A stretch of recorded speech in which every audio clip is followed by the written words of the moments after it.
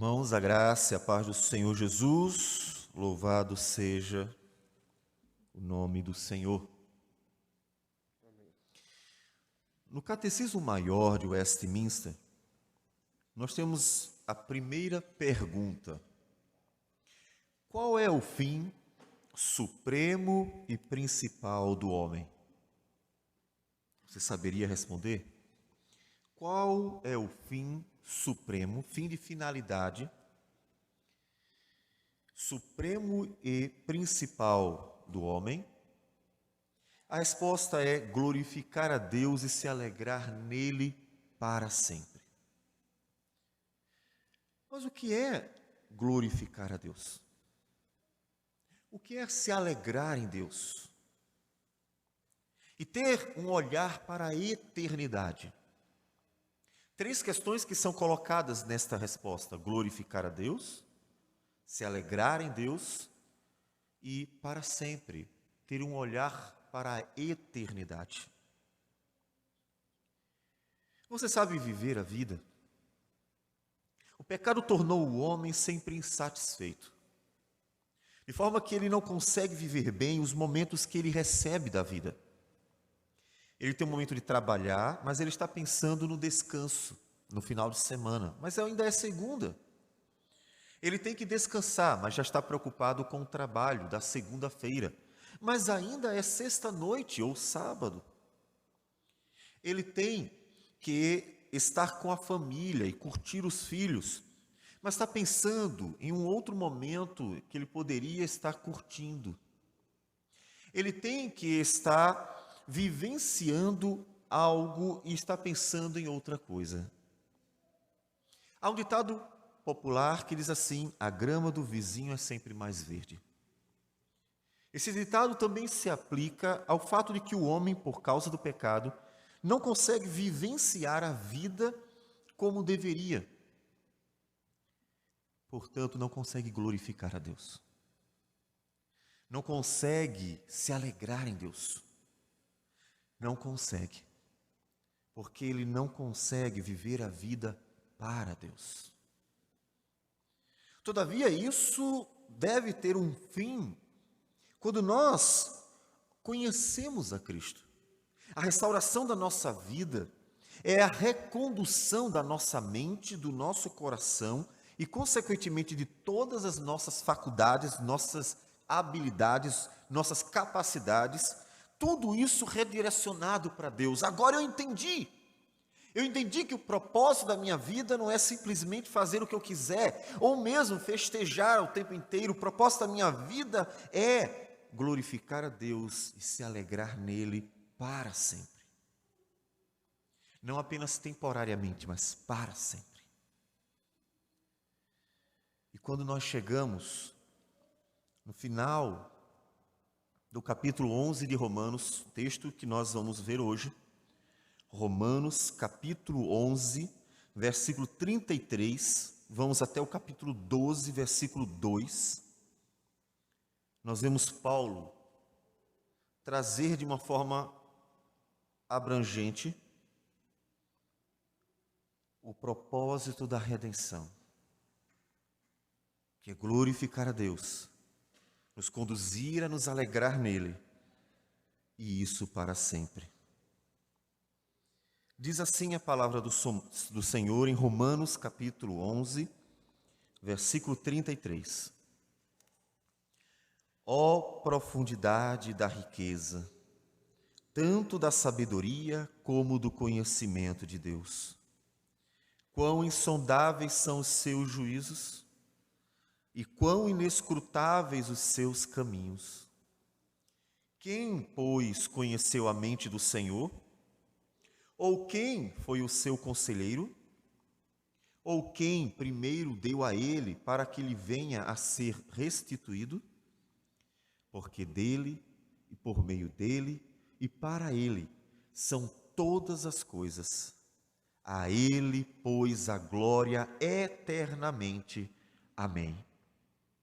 Rogo-vos, pois, irmãos, pelas misericórdias de Deus, que apresenteis o vosso corpo por sacrifício vivo, santo, e agradável a Deus, que é o vosso culto racional. E não vos conformeis com este século, mas transformai-vos pela renovação da vossa mente, para que experimenteis qual seja a boa, agradável e perfeita vontade de Deus. Amém. Senhor Deus amado, tudo que existe foi criado pelo Senhor. Tudo que há foi criado para o Senhor. De forma que o nosso propósito não poderia ser outro senão glorificar o teu nome. Portanto, pedimos que o Senhor fale ao nosso coração com graça, poder, para que a tua palavra, aplicada pelo teu Espírito Santo em nosso coração, produza frutos. Como nos diz o Senhor Jesus na parábola do semeador, a 30, 60 e a 100 por um. E assim nós nos alegremos em Ti. E então, olhando para a eternidade, possamos viver para Ti todos os nossos dias. Que o Senhor, Deus, nos abençoe assim. É o que nós te pedimos humildemente, em nome de Jesus. Amém, Senhor. Amém. Paulo terminou de expor todo o projeto de salvação. Lembre-se que Romanos tem dois propósitos muito importantes. Não foi por acaso que a carta foi destinada ao coração do Império Romano. O primeiro propósito da carta de Paulo aos Romanos é fazer uma defesa da fé cristã. E por isso considero que Paulo pode ser chamado do primeiro apologista, o primeiro a defender a fé cristã perante o mundo. Porque os cristãos, inclusive Paulo, talvez mais do que qualquer outro, estavam sendo o tempo inteiro acusados de ir contra César, como se quisessem tirar o imperador romano e colocar uma outra pessoa que eles não haviam percebido, não compreendiam que era na verdade o próprio Deus. O propósito do cristianismo não era político, não no caráter visível naquele momento. E também acusavam o cristianismo de estarem criando problemas para os judeus, para os gentios e, portanto, para o império, uma vez que aqueles que estivessem trazendo revoltas estariam trazendo também a falta de paz dentro do Império Romano. Portanto, seria um problema. Mas Paulo refuta isso. Paulo quer mostrar que não é verdade, porque aquilo que ele prega, que os demais apóstolos pregam, e que o cristão verdadeiro prega, não tem nada a ver com uma motinação, uma revolta ou qualquer coisa desta natureza. Muito pelo contrário. Nós pregamos a graça de Deus sobre os homens pecadores. E ele mostra isso largamente. A doutrina cristã é exposta para que todos saibam a verdade sobre o que o cristão crê, caindo por terra as acusações injustas de muita gente. Todavia, um problema surge na antipatia que os judeus tinham com os cristãos. Muitos judeus estavam perseguindo cristãos, criando uma antipatia entre os dois grupos. Só que o cristão ele não pode ser antissemita. Alguém que odeia judeu, alguém que é contra judeu, de forma alguma. E Paulo precisa fazer a defesa de uma questão também importante. Importante, inclusive, para o rumo do cristianismo, a fim de que ele não se torne uma religião contrária ao judaísmo. Não é o propósito. É mostrar, principalmente para Roma, que havia expulsado os judeus da cidade, por causa de uma série de problemas que eles causavam, é mostrar que o cristão tem, com certeza, um olhar de gratidão e uma consciência de que o cristianismo é a sequência do judaísmo. O cristianismo é o cumprimento de tudo que Deus revelou aos judeus. Portanto, não poderia ser contrário ou antissemita. E os cristãos devem olhar para os judeus com misericórdia, por ver que eles, apesar de tudo que Deus fez, inclusive revelando a Escritura e principalmente mandando seu filho, que era judeu, para morrer em nosso lugar, os cristãos deveriam olhar com misericórdia para falar de Jesus, de Cristo, também para os judeus, para pregar para que eles também pudessem, pela graça de Deus, ter entendimento e alcançar a salvação. E essas duas questões foram tratadas por Paulo, ainda que vão aparecer nos capítulos seguintes da carta aos Romanos.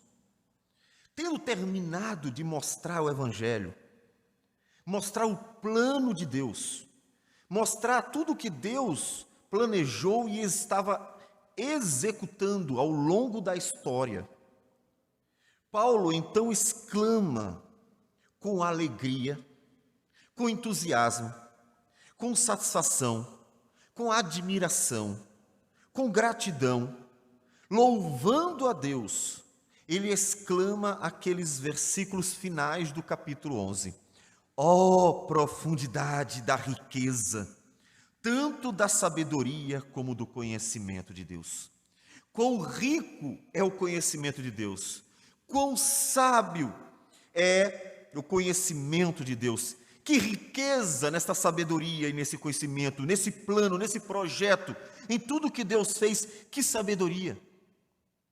E Paulo está se referindo desde a criação, por onde ele começa a nos falar em Romanos capítulo 1, para que entendamos a queda, até a consumação, que é a esperança da volta de Jesus.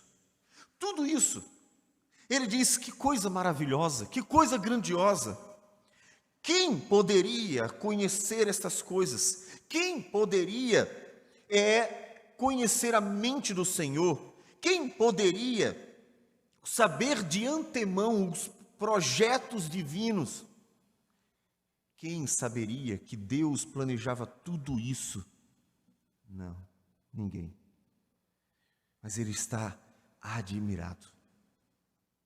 Nós deveríamos nos admirar sempre com as obras de Deus, sempre.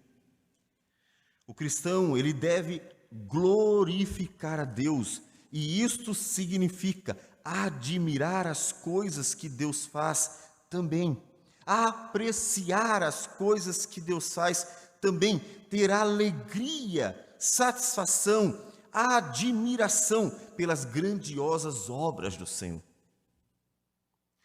Os salmos estão muito bem marcados por isso. Por exemplo, o Salmo 16, ele nos fala, Salmo de Davi, nos versículos de 9 a 11. Alegra-se, pois, o meu coração, e o meu espírito exulta. Até o meu corpo repousará seguro, pois não deixarás a minha alma na morte, nem permitirás que o teu santo veja a corrupção. Tu me farás ver os caminhos da vida. Na tua presença há plenitude de alegria. Na tua destra, delícias perpetuamente. O salmista sempre glorificando a Deus por tudo que Deus fez, por todas as obras do Senhor. E no Salmo 103, Davi outra vez agradece. Ele diz, bendize, ó minha alma, ao Senhor. E tudo que há em mim, bendiga ao seu santo nome. Bendize, ó minha alma, ao Senhor, e não te esqueças de nenhum só de seus benefícios. É Ele quem perdoa todas as tuas iniquidades, quem sara todas as tuas enfermidades, quem da cova redime a tua vida e te coroa de graça e misericórdia. Não há como não tirar louvores ao Senhor ao entendermos pela graça de Deus esta obra magnífica. Mas como disse Davi no Salmo 103, não é apenas aquele momento, mais sublime que seja, que a igreja se reúne para adorar a Deus. O louvar e glorificar a Deus, ele encontra num culto um momento máximo, porque é quando todo o povo de Deus se reúne para proclamar a glória do Senhor. Nós encontramos em Apocalipse capítulo 5 um culto a Deus em que todos os seres de toda a criação estão louvando e glorificando a Deus, exaltando o Senhor por ser o Criador e também o Salvador. Todavia, no Salmo 103, Davi diz assim: tudo que há em mim, bendiga o teu santo nome. Quando nós falamos que o propósito supremo e principal do homem é glorificar a Deus e se alegrar nele para sempre, devemos entender com duas aplicações. Tanto o nosso culto, a nossa adoração, como um povo que proclama a glória de Deus, como hoje, mas como um povo que vive em Deus, louvando o seu nome todo o tempo, todo momento.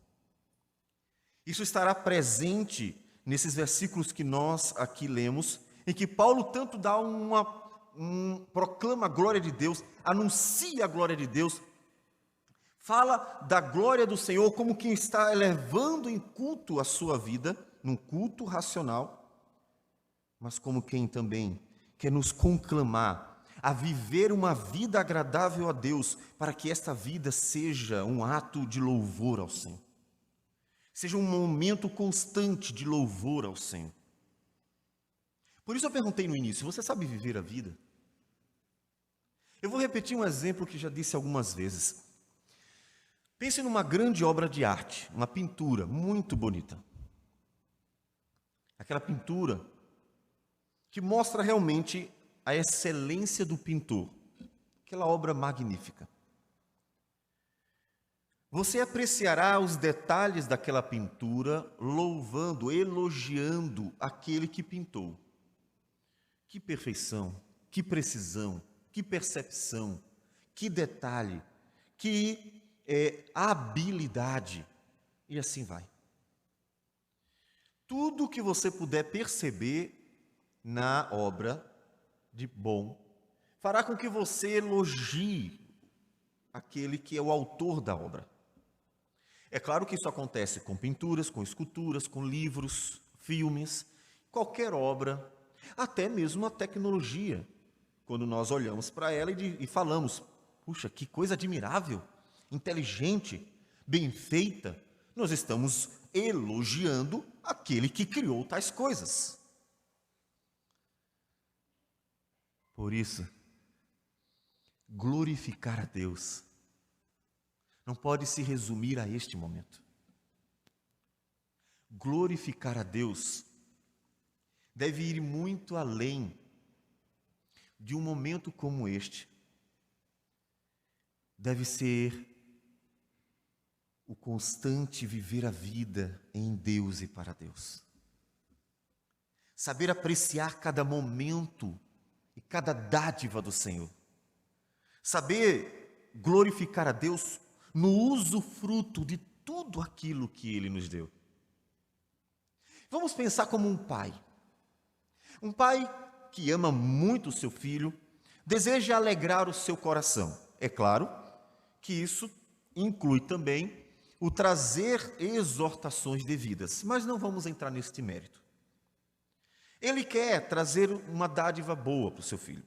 E então ele compra um carro para o seu filho. Ele já tem 18 anos, é um presente que ele entende ser o presente adequado para aquele momento que realmente parece evocar tal desejo, tal anseio. Compra um carro. O que ele espera de seu filho? Ele espera que aquele filho pegue aquele carro e então faça o uso correto e o melhor possível. Ele vai agradecer ao pai com muito carinho e muito amor. E isso já mostrará que ele está sendo coerente com o que recebeu. Mas ele também se colocará à disposição para ir ao supermercado, para comprar o que a mãe pede. Ele irá para a universidade, já não precisará mais pedir aos pais para levar ou ir de outro jeito. Ele fará uso do carro ajudando pessoas, inclusive talvez a sua própria família, como um irmãozinho que precisa ir a um curso e então para aliviar as responsabilidades dos pais, ele faz frente e leva em seu carro o irmãozinho até o curso. Quando ele faz tudo isso, mostrando uma gratidão não só verbal, mas mostrando no seu comportamento que ele realmente está sabendo fazer uso correto da boa dádiva que o seu pai lhe deu, ele com certeza atrairá de seu pai uma satisfação. Ele pode não dizer nada, mas ao observar o uso correto, o pai se alegrará o tempo inteiro em ver que realmente aquilo que foi dado está sendo usufruído da forma certa, como ele queria, porque esse era o propósito, abençoar a vida de seu filho e fazê-lo bênção para outras vidas. Caso contrário, ele pode pegar esse carro, encontrar uns amigos ali, e aqueles amigos começarem a instigá-lo a fazer um racha, e de repente começar a correr ilegalmente pelas ruas, para mostrar quem é mais habilidoso, qual carro é o mais veloz. Também pode ser egoísta, e nos momentos em que a família precisa de um auxílio, ele se mostrar indisposto a ajudar, a ir aqui e ali, e assim mostrar que aquele presente não está sendo bem usufruído, não foi bem compreendido, trazendo desgosto para a família, que estará preocupada por causa da alta velocidade com que ele está andando, que estará triste ao ver a falta de gratidão, na insatisfação, na falta de desejo de abençoar a própria família com o serviço. Vocês percebem? É assim. Nós temos essas duas opções para com a vida que é uma dádiva do Senhor, para com a salvação que é uma dádiva do Senhor. Nós precisamos pensar nas duas coisas, porque tudo que existe é uma obra de Deus. A vida é uma obra de Deus para a glória de Deus. E a redenção, ela existe exatamente porque Deus valoriza essa vida. Se a criação de Deus não fosse para Deus importante, não que ele precise dela, em hipótese alguma. Mas se Deus não tivesse amor para com ela, como diz João 3,16, Deus amou ao mundo de tal maneira, se não houvesse um interesse dele para com ela, porque é por meio dela que ele é glorificado, como um pintor é elogiado pela sua pintura, se não houvesse interesse na criação, Deus poderia ter destruído há muito tempo, porque Deus se basta. Deus não precisa de mim, nem de você, nem do outro. Deus não precisa disso aqui, nem do mundo inteiro. Ele poderia terminar tudo, acabar tudo, porque isso não alteraria em nada quem Ele é, porque Ele se basta. É o único que se basta, mais ninguém. Ele é suficiente a si mesmo. Mas não foi assim que Ele quis. Portanto, a salvação mostra que Deus quer que a criação continue. Mostra que quando Ele disse lá em Gênesis capítulo 1, versículo 31, após ter criado em 6 dias todas as coisas, diz o texto, viu Deus tudo quanto fizera, e eis que era muito bom. Não apenas bom, mas muito bom. A salvação é exatamente porque Deus quer que a criação continue a existir e cumprir o seu propósito de glorificar o seu nome. Então eu pergunto, você está usufruindo disto que Deus te deu da forma correta? Você está glorificando a Deus como Paulo, que depois de revelar-nos a palavra de Deus, toda a redenção, o plano de Deus, redentor, ele mostra sua admiração, ele mostra quão maravilhado ele está, quão encantado ele está por tudo aquilo que Deus fez.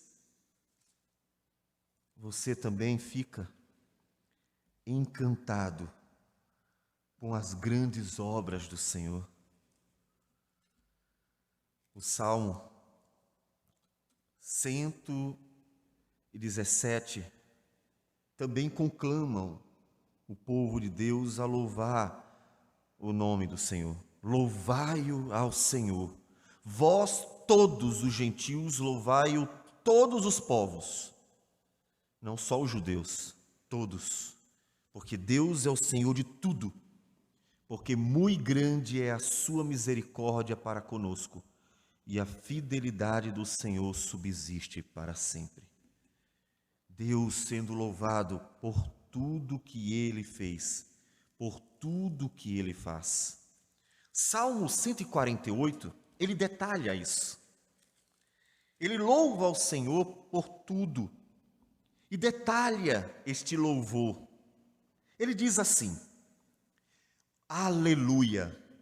Louvai ao Senhor do alto dos céus, louvai-o nas alturas, louvai-o todos os seus anjos, louvai-o todas as suas legiões celestes, louvai-o o sol e a lua, louvai-o todas as estrelas luzentes, louvai-o céus dos céus e as águas que estão acima do firmamento.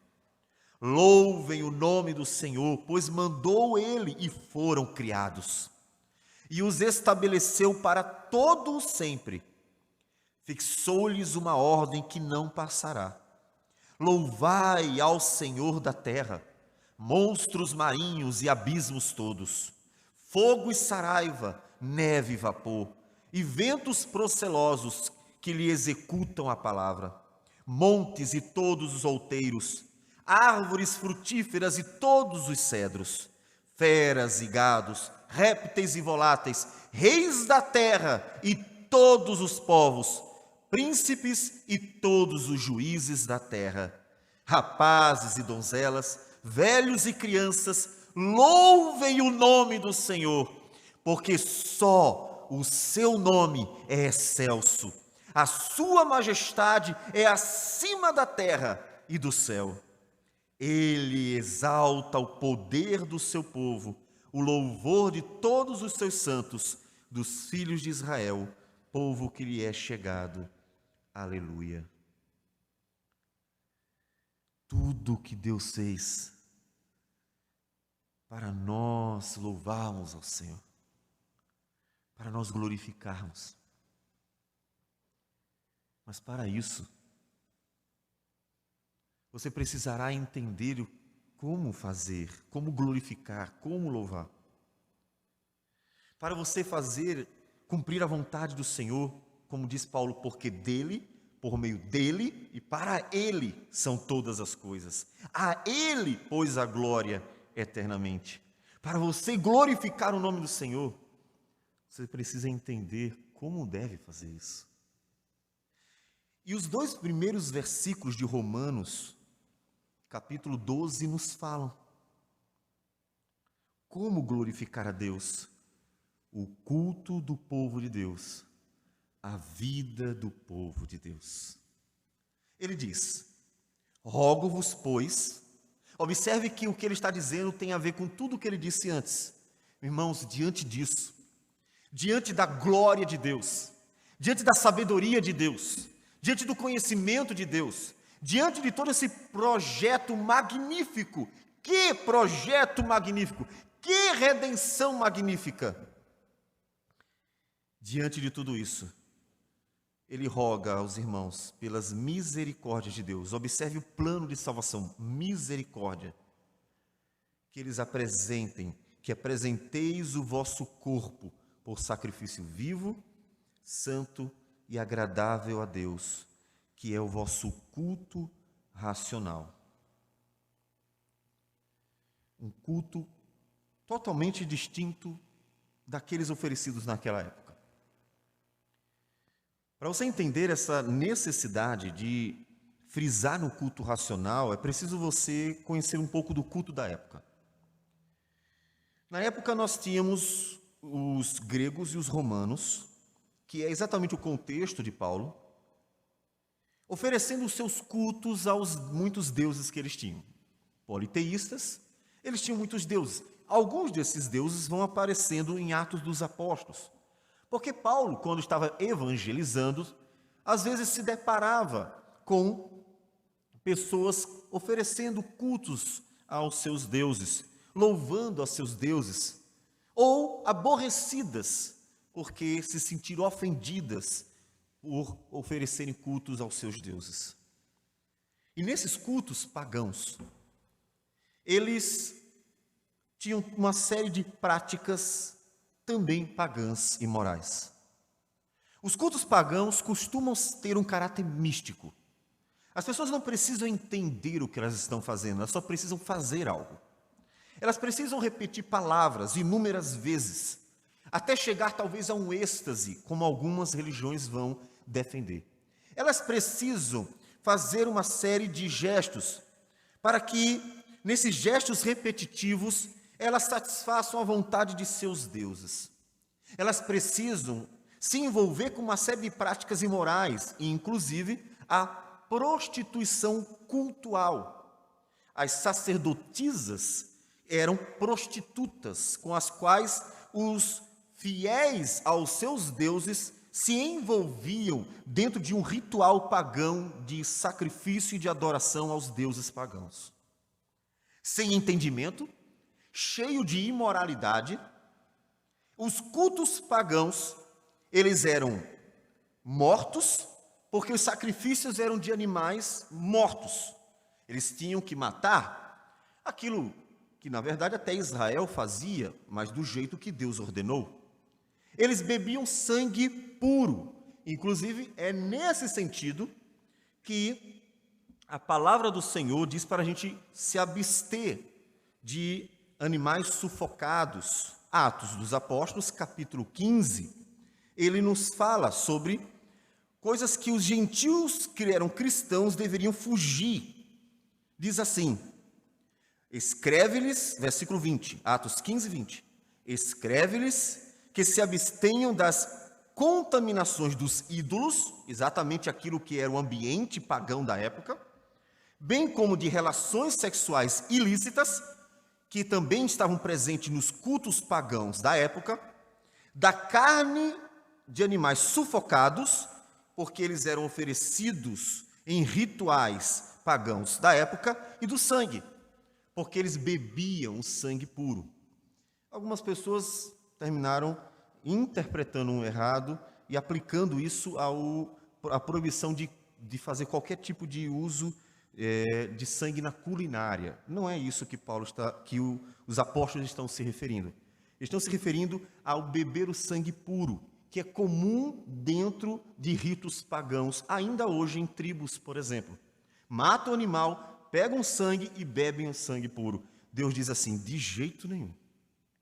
Jamais tomar o sangue puro. Isso é dito, inclusive, lá a Noé, lá atrás. Paulo mostra que não é esse o culto que Deus quer. O culto que Deus quer não é de animais mortos, mas é da nossa vida, muito viva na presença do Senhor. O culto que Deus quer não é cheio de prostituição, imoralidade, paganismo, mas um culto santo ao Senhor. É este o culto que Deus quer. E um culto racional, porque não é a repetição constante de palavras ou uma série de práticas místicas sem qualquer entendimento que agradam o nome do Senhor. O que Deus quer é um culto vivo, santo e agradável a Deus, que é o culto racional, com entendimento, com razão. Deus quer que saibamos o que estamos fazendo. Deus quer ser glorificado, como nós temos lido no livro de Salmos. Podemos ler ainda o Salmo 149, que é a sequência, nós lemos o 148, e no 149, versículo 1 a 5, diz: Aleluia! Cantai ao Senhor um novo cântico, e o seu louvor na Assembleia dos Santos, ou seja, no culto ao Senhor. Regozije-se Israel no seu Criador, exultem no seu Rei os filhos de Sião, louvem-lhe o nome com flauta, cantem-lhe salmos com adufe e harpa, porque o Senhor se agrada do seu povo, e de salvação adorna os humildes. Exultem de glória os santos no seu leito, cantem de júbilo. O estar encantado com Deus, para que o nosso culto seja oferecido também com encanto, como alguém que está maravilhado com as obras de Deus. É este o culto que Deus quer. Então nós glorificamos a Deus quando nós juntos proclamamos a glória dele em culto. Sim. Mas isto não se limita a um momento como nós falamos. Veja o que Paulo diz no versículo 2. E não vos conformeis com este século, mas transformai-vos pela renovação da vossa mente, para que experimenteis qual seja a boa, agradável e perfeita vontade de Deus. Mude a vida de vocês, que seja transformada a vida de vocês, que o viver de vocês seja agradável ao Senhor. 1 Samuel, capítulo 15. Quando, mais uma vez, Saul desobedece a Deus e justifica dizendo que tinha o propósito de sacrificar a Deus uma série de animais, Samuel repreende Saul em toda a sua desobediência, por toda a sua desobediência. E no versículo 22, Samuel diz o seguinte: porém Samuel disse: tem porventura o Senhor tanto prazer em holocaustos e sacrifícios, quanto em que se obedeça à sua palavra? Eis que o obedecer é melhor do que o sacrificar, e o atender melhor do que a gordura de carneiros. O que Deus quer não é apenas um momento. O que Deus quer é a nossa vida. Porque quando Deus criou todas as coisas, foi para que nós glorificássemos o seu nome, usufruindo de todas as coisas. Como diz Paulo em Coríntios 10, quer comais, quer bebais, quer façais qualquer outra coisa, fazei tudo para a glória do Senhor. Quando nós aprendemos, por meio de Cristo, por meio de uma mente regenerada, de um coração novo, a viver a vida para a glória dele, usufruindo de tudo que ele criou, inclusive nós mesmos, para a glória dele, o nosso culto se torna perfeito. O nosso culto, então, ele é agradável, porque é exatamente no uso de tudo que Deus fez, da forma correta, que Deus é engrandecido na nossa vida. E experimentamos, então, a boa, agradável e perfeita vontade do Senhor. Quando nós lemos nas cartas de Paulo, ele falando sobre sua vida em Cristo Jesus, nós vemos como Paulo adorava a Deus constantemente. Em Gálatas 2:20, Paulo diz: já não sou eu quem vive, mas Cristo vive em mim. E esse viver que agora tenho na carne, vivo pela fé no Filho de Deus, que me amou e a si mesmo se entregou por mim. No capítulo 5, depois de ter falado uma série de aplicações da obra redentora, ele também nos diz, no versículo 22, o fruto do Espírito, que nos foi dado por Cristo para vivermos para Cristo, é amor, alegria, a alegria da salvação, a alegria de viver para o Senhor, a alegria de existir para Deus, a alegria de ter sido alcançado por Ele, a alegria que deve estar presente na vida por compreendermos a vida criada por Deus, alegria, paz, longanimidade, benignidade, bondade, fidelidade, mansidão, domínio próprio. Deus é glorificado em nossas vidas.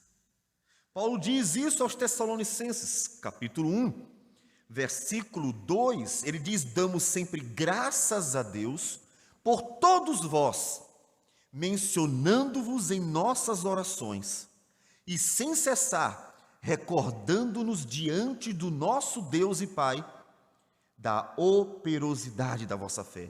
A fé dos Tessalonicenses tinha fruto. Não era uma fé da boca para fora, é uma fé que tinha fruto, tinha resultado, tinha uma prática do fruto do Espírito. Produzia para Deus virtudes que glorificavam o Senhor. Da abnegação do vosso amor, não um amor de palavras, um amor emotivo, mas um amor virtuoso, um amor que é virtude, um amor que se nega, que se dá, como Jesus se entregou na cruz por pecadores que diziam: crucifica-o, crucifica-o. A abnegação do vosso amor e da firmeza da vossa esperança em nosso Senhor Jesus. Esperança que não se abala com as lutas, dificuldades, com as tribulações e perseguições, com as angústias e frustrações. Antes, uma esperança firme, inabalável, em todas as circunstâncias da vida. E ele diz: reconhecendo, irmãos, amados de Deus, a vossa eleição. Agora eu vejo claramente em vocês o operar de Deus, por todos os frutos vistos na vida de vocês, por tudo que dá para ver na vida de vocês. E assim eles estavam glorificando o Senhor. Saber viver a vida que Deus nos deu é glorificar o Senhor. É assim que Deus quer que nós o glorifiquemos, com a vida toda. Em Efésios capítulo 1, versículo 11 e 12, Paulo diz assim: nele, digo, no qual fomos também feitos herança, em Cristo, predestinados segundo o propósito daquele que faz todas as coisas conforme o conselho da sua vontade. Tudo fez segundo a sua vontade, a fim de sermos para o louvor da sua glória, nós os que de antemão esperamos em Cristo. Qual é o supremo e principal fim do homem? É glorificar a Deus e se alegrar nele para sempre. Mas é preciso você saber o que é glorificar a Deus. Glorificar a Deus é oferecer um culto com o povo de Deus de forma agradável. Como vimos pela manhã, oferecer a Deus um culto racional que envolve, inclusive, o saber dar a Deus o melhor de nós de forma pura em nossas relações. É oferecer um culto agradável a Deus que realmente seja fruto de uma consciência transformada, para que Deus seja glorificado não apenas com a forma com a qual nós conduzimos o culto, mas seja glorificado com a essência que nós oferecemos a Deus, que é a nossa vida sendo agradável a Deus no culto. Para que os nossos louvores sendo sinceros, a palavra de Deus sendo lida com reflexão, nossas orações sendo o resultado de uma resposta sincera para com Deus, tudo isso seja oferecido em espírito e em verdade, por um povo que realmente sabe o que está fazendo. Você sabe o que faz quando você vem adorar ao Senhor? Você sabe o que faz quando você se achega para oferecer um culto por meio de Cristo, em Cristo, pelo qual nós podemos achegar à presença do Senhor para adorar a Deus? Você sabe? Você pensa no que está fazendo? Ou acha que é só começar o culto, terminar o culto e está resolvido o problema? Deus é louvado, adorado por aqueles que oferecem um culto com entendimento. E isso é mostrado na vida deste povo que vive com entendimento. Você está sabendo viver a vida? Você aproveita bem os momentos, por exemplo, junto à sua família, curtindo aqueles momentos? Na segunda-feira você sai para trabalhar. Você aproveita aquele momento de trabalho? Deus te deu trabalho. O trabalho é uma dádiva de Deus desde o Éden, quando o homem não tinha pecado. O trabalho não é uma maldição, como alguns pensam. De jeito nenhum. O trabalho se tornou hostil porque o homem é pecador e hostil. Tanto que o trabalho pode ser uma bênção para uns, mas se torna uma coisa penosa para outros. Porque enquanto uns trabalham com prazer pelo deleite que o trabalho está proporcionando, outros são maltratados, são escravizados, são menosprezados, são oprimidos, se tornam apenas um objeto para enriquecer terceiros. O problema não é o trabalho, é o homem pecador, avarento e opressor, que destrói vidas para enriquecer às custas delas. O trabalho é uma bênção. Você vive na segunda-feira o trabalho. Você chega na empresa, seja lá onde for para trabalhar e dar o seu melhor, se dedica, é honesto, tem prazer de servir as pessoas, de fazer o que pode para que elas tenham o melhor de você, e então oferece de forma justa aquilo que você tem a oferecer. Não tenta ter lucro de qualquer jeito, como por exemplo, às vezes uma pessoa chega sem entendimento numa loja e diz assim: eu queria um celular. Mas aquela pessoa precisa de um celular simples, nada demais. É uma pessoa que vai fazer uso basicamente daquilo que é o recurso mais básico do aparelho. Mas o vendedor quer lucrar, ele quer ter o máximo. Então ele vai oferecer para aquela pessoa que talvez tenha até condições, algumas não vão ter, vai mostrar o melhor deles. Aquele que custa 5.000 e aquele que custa um montante. Aquela pessoa, tendo condições, poderá comprar aquele celular caríssimo, mas completamente desnecessário. Ao vender o celular de 5.000 para alguém que disse que precisava de um aparelho simples, o vendedor cometeu o pecado da avareza. Ela usou a pessoa para lucrar em cima dela, porque ele, em hipótese alguma, vendeu o que era necessário. Antes, ela vendeu o luxo. A luxúria passou adiante, para que ela pudesse obter mais lucro sobre o cliente.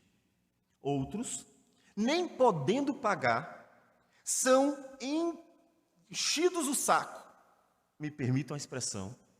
Eu lembro-me de um vendedor, quando eu fui comprar um aparelho para minha filha. Eu disse: eu quero esse aqui. Esse aqui, ó, nem me enche o saco, eu quero esse aqui. Não adianta falar nada, tá?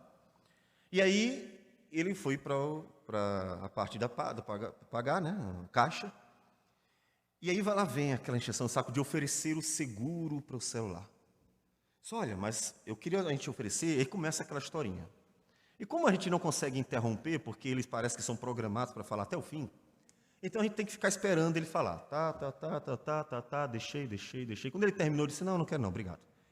Pode botar aí. Não, mas isso. Aí lá vou eu de novo, e outra vez aquela mesma repetição. E fala. Não, eu não quero. Mas ele ficou tão incomodado de não ter conseguido me convencer. Eu disse: não, eu não quero. E ele continuou. Ele ficou tão aborrecido que ele chamou outro cara e botou para atender e foi embora.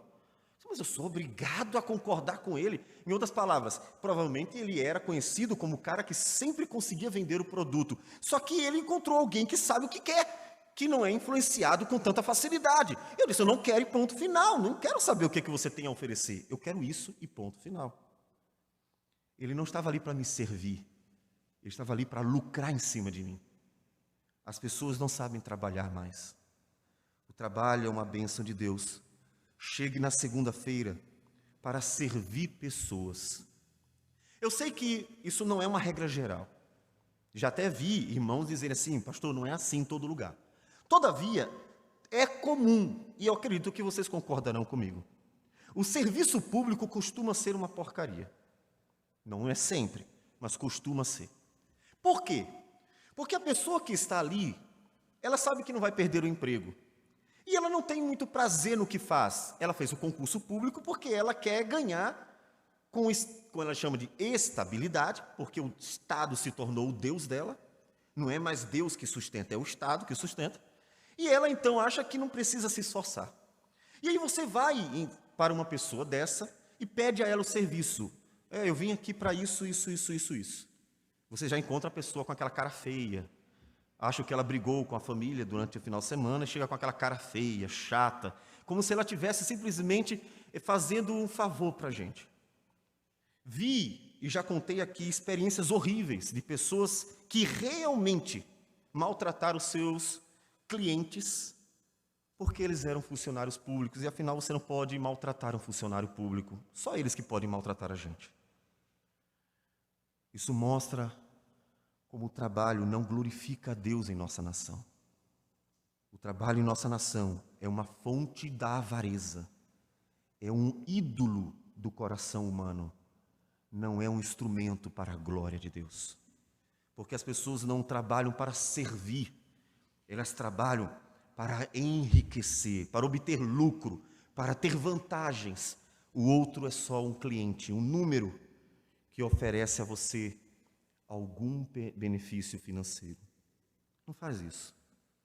Usufrua do trabalho para a glória de Deus, viva o trabalho para a glória de Deus. Chegue para trabalhar e dê o seu melhor para que pessoas saiam satisfeitas por o seu atendimento honesto, íntegro, agradável, fiel, atendendo a tudo aquilo que realmente glorifica a Deus. E você estará glorificando a Deus no seu trabalho. Mas chegue em casa à noite e é o momento de estar com a família. Então curta aquele momento.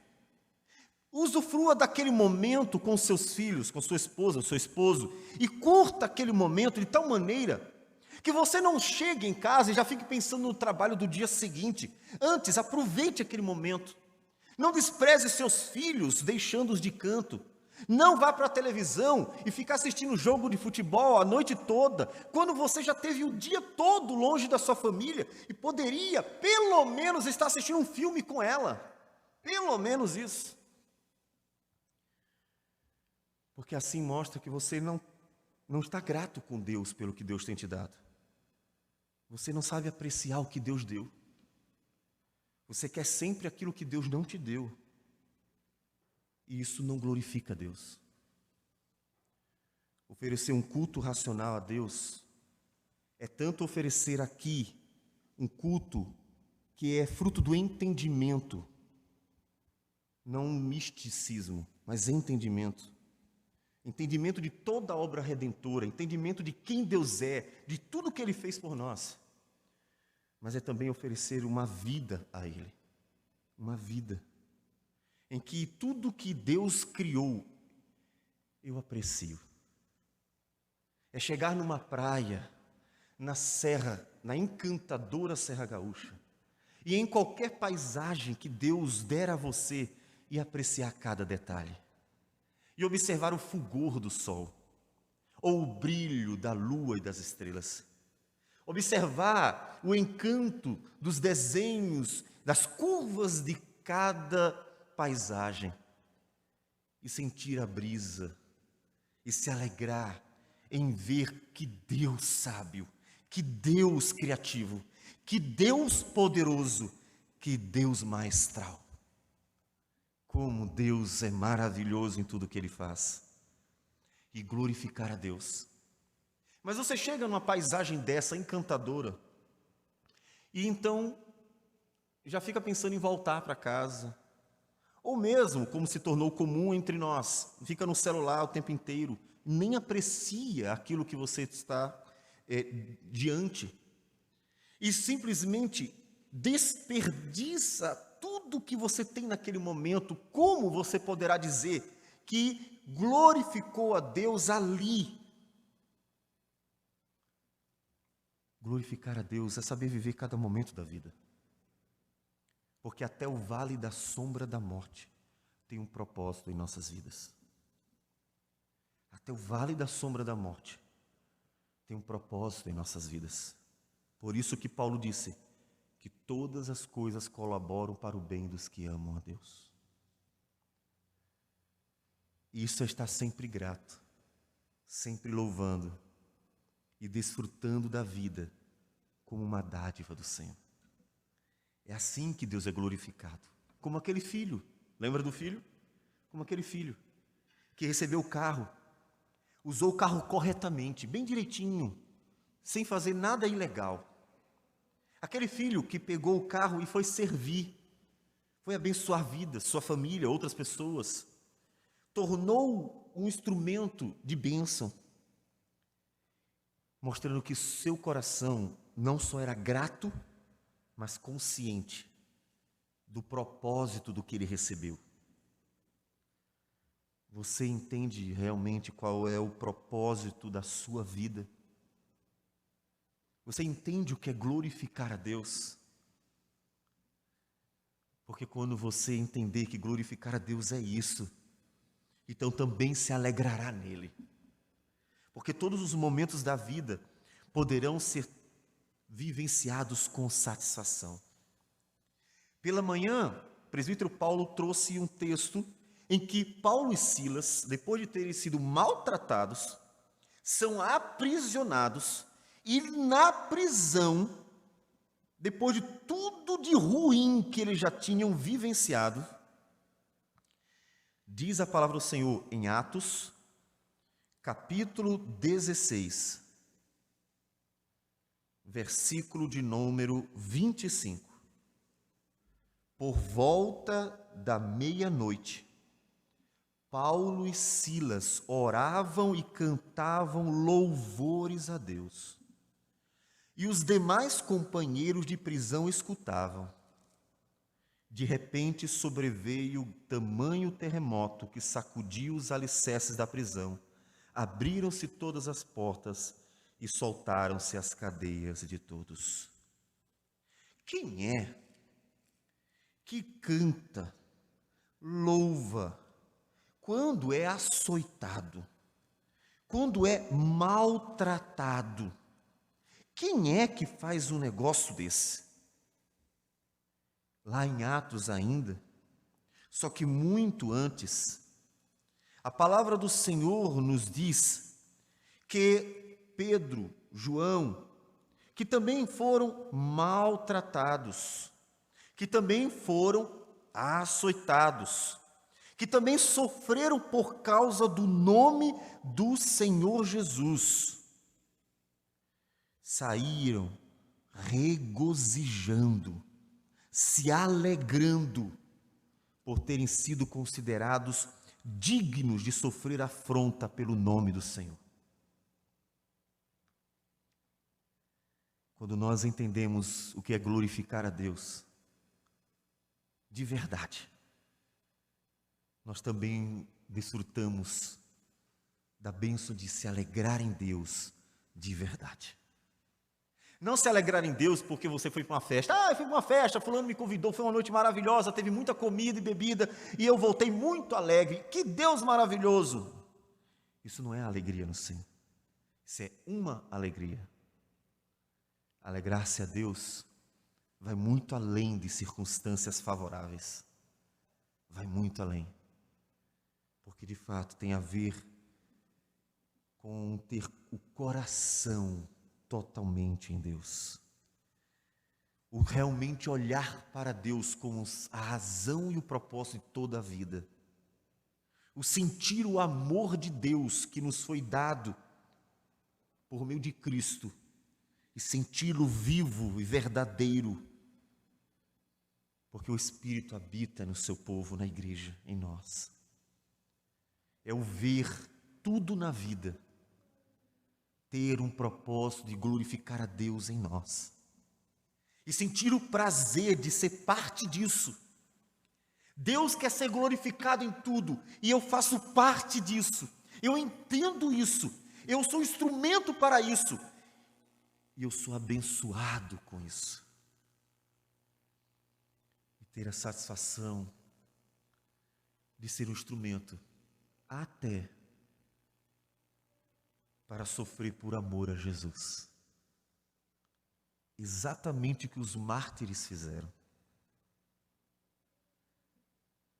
É isso que Deus quer. É esse o culto que Deus quer. É esse o culto agradável.